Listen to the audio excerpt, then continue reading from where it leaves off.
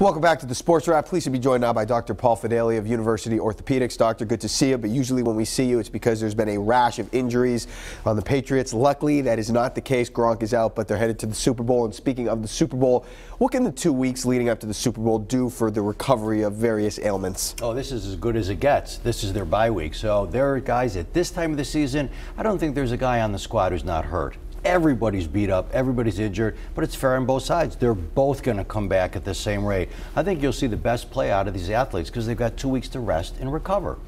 Martellus Bennett, Patriots tight end, reportedly playing through a cracked bone in his ankle. I don't even want to know what that would feel like. Number one, how is he playing through that, and is it painful? Can he be close to 100% dealing with that? Boy, that's really tough. So you would never make that choice in the middle of the season. This is the end of the ride. And so it's a Super Bowl, now or never. And so the athlete, the physicians, the coaches, all his family, what's the risk? What is the risk of this thing breaking through?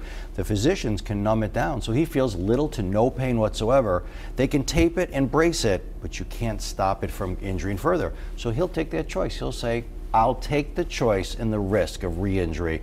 I want to play in the Super Bowl. So he could re-injure it further. Absolutely. Ooh. But you wouldn't make that choice game 6 or 7. Right. He may never get back to a Super Bowl. There are many athletes on these teams who are making that choice in the upcoming week. Martellus Bennett, of course, has never played in the Super Bowl, I'm not even sure he's been to the championship game, so obviously this is uncharted waters for him.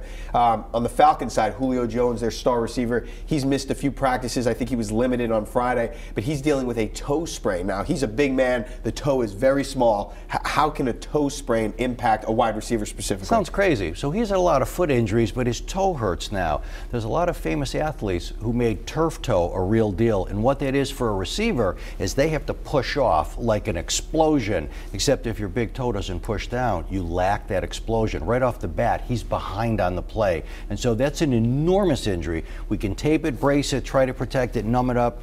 If it's weak, if it's giving away on him, he's going to lose jump. That is a big injury. I read something not long ago about because of the adrenaline that's associated with the start of the Super Bowl, not just any game, the Super Bowl, athletes could be at a higher risk for a more severe injury. We saw 2 years ago, Jeremy Lane for the Seahawks on what looked like kind of an innocuous hit, not only broke his wrist, but tore his ACL. Is that true? Is there merit to that, or is that just kind of made up? Oh no, that is very true. I've been on sidelines for almost 30 years, and you see athletes come out, their adrenaline is so high that you examine them, and the coaches want to know, is he injured or isn't? Is he coming back or is he not? And your physical exam, like, wow, this guy has no pain. I'm taking his ankle, I'm moving it around, I'm moving his knee. You think maybe he's not doing so bad. The next day, he's not doing so good. So that medical team on the sideline, not so easy to decide if that guy got really hurt or not. That adrenaline rush is quite real. That's incredible. Before we let you go, I just want to go back to the NFC Championship game really quick, because Jordy Nelson, it was so noteworthy. He was playing with broken ribs, maybe multiple broken ribs. What did that take to do that, and how painful was that for Nelson, a wide receiver? So you may see the hit. He was exposed. You can't protect it. Bang, the ribs get broken. Now you can't breathe. You're out. You're done. What we can do is we can block each rib with Marcaine or Novocaine. You can get that athlete potentially through the game. The problem is the underlying lung itself has been damaged. So that's a pretty tough injury. We can take that pain away for 10 or 12 hours, but boy, that's a gutsy injury because only further damage can occur if you take another hit. NFL football players, I mean, that is just tough. Something else. Dr. Paul Fadale of University Orthopedics joining us here. Doctor, it's always a pleasure. Thanks for your time.